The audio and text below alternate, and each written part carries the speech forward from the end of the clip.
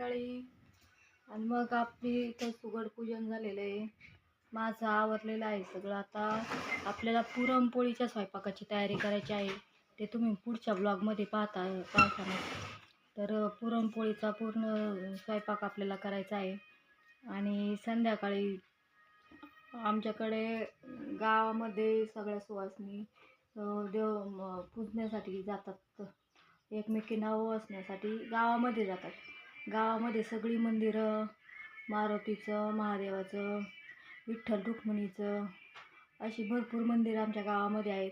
आणि तिथंच दरवर्षी सगळ्या नागपंचमीच्या सणाला, संक्रांतीच्या सणाला, सगळ्या सणाला सगळ्या गावातल्या वाड्या वस्त्यांमधल्या वस्तीवरच्या महिला गावामध्ये येत असतात. आणि मग बाहेर कुठं जाण्यापेक्षा आम्ही गावातल्याच देवांना जात असतो. त्यानिमित्तानं आपल्याला दर्शन पण होतं गावातल्या देवांचं. तसं आपण आगत करून आपल्याला कामाच्या व्यापामध्ये जायला बनत नाही, पण ह्या सणासुदीच्या दिवसांमध्ये आपण जात असतो. आम्ही त्यानिमित्ताने देवांना, सर्व देवांना नैवेद्य आणि दर्शन हे आपलं घडून येत असतं. त्यासाठी लोक बाहेर गावी देवांना जात असतात दर्शनाला, पण आम्ही असं आवर्जून कधी जात नाही. गावातल्याच देवांना जातो. आणि सर्व मैत्रिणी या निमित्ताने गाठी भेटी पडतात आणि देवदर्शन पण होतं.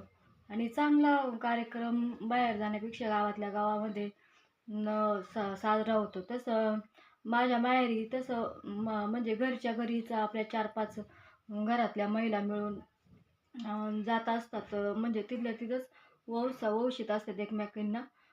आणि जमलंच कुणाला तर जात असतात बाहेर, कुठं पिंपळनेर म्हणा, कुठं गावात आणखीन कुठं जायचं असलं कुणाला देवाला तर तिकडं जातात. पण इथं असं नाही. इथं आवर्जून दरवर्षी नागपंचमीचा सण असो, वटपौर्णिमेला तर आम्ही इथंच जात असतो. इथं झाड आहे आमच्या शाळेपाशी, तिथं जात असतो. पण संक्रांतीला आणि पंचमीला या सणाला आम्ही आवर्जून गावात जात असतो, कधी न चुकता. तर जमलंच तर मी तुम्हाला शूट केल्यावर उद्याच्या ब्लॉगमध्ये दाखवीनच आपली संध्याकाळची तयारी. पुरणपोळीचा स्वयंपाक, गावात जाताना उरकलेलं साडी वगैरे, तशी नवीन साडीचा कधी आम्ही असं आता आपण यात्रा वगैरे असल्यावर, यात्रा दिवाळी ह्या सणांना आवर्जून साडी ही घेतच असतो. पण संक्रांतीला वगैरे म्हणजे म्हणजे घ्यायची म्हटलं तर घेऊ पण शकतो आपण, तसं पण नाही. पण आपली कुठं घरातली लग्न आली, दिवाळी आली आणि प्रत्येक वेळेस साडी घ्यावीच असं काही नाही. साड्यांना आजकाल उत आलेला आहे. कुठं बी काही महिलांना साड्यांची कमी नाही. त्यामुळे ह्याच सणाला यंदा तरी संक्रांतीला काही साडीला घ्यायची असं काय मी 8 तास पण केला नाही आणि माझ्या डोक्यात पण नव्हतं. आत्ताच पाठीमागं दिवाळी, लग्न यामध्ये आणि आणखीन पुढं लग्न आहेत पुढं, त्यावेळेस साड्या घ्यायच्याच आहेत. त्याच्यामुळे ह्या संक्रांतीच्या सणाला काय हट्ट पण केला नाही आणि डोक्यात पण ठेवलं नाही का साडी घ्यायची म्हणून. तशा भरपूर साड्या आहेत. आणि मग आपली बेसिक तयारी, हिरव्या बांगड्या घातलेल्या आहेत, मेहंदी काढलेली आहे. अशीच आपली संक्रांतीची तयारी. आणि उद्याचा ब्लॉग पहा. आपले पुरणपोळीचा स्वयंपाक आणि संध्याकाळी गावामध्ये जाणार आहोत आम्ही सगळ्या महिला मिळून, आमच्या सासूबाई, जावा वगैरे आम्ही. आणि गावामध्ये तर आपले भरपूर पाहुणे मंडळी आहेत.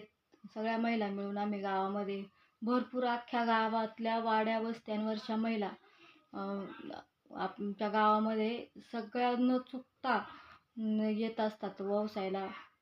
खूप मोठं मंदिर आहेत आमच्या गावातली.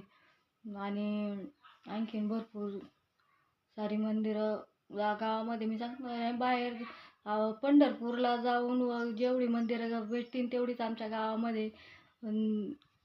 पंढरपूर इतकी नाही म्हणा, पण भरपूर देव आहेत. असं नाही की एकच मंदिर आहे.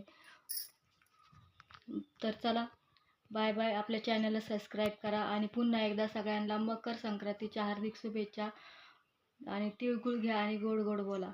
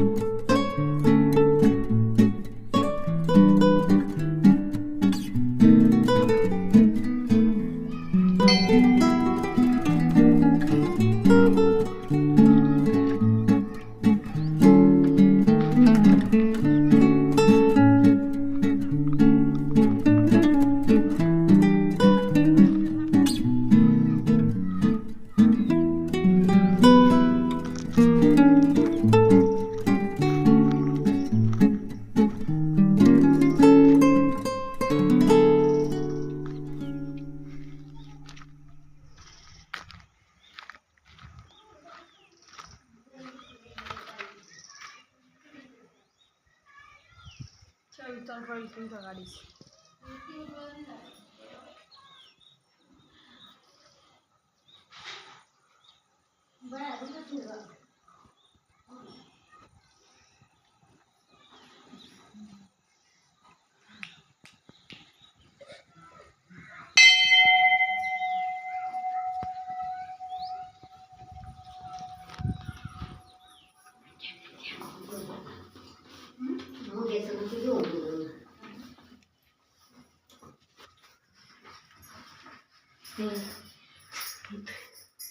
तू बापू आलाय.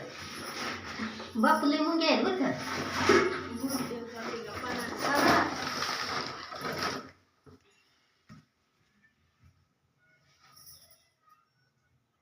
फोटो नाही काढीत.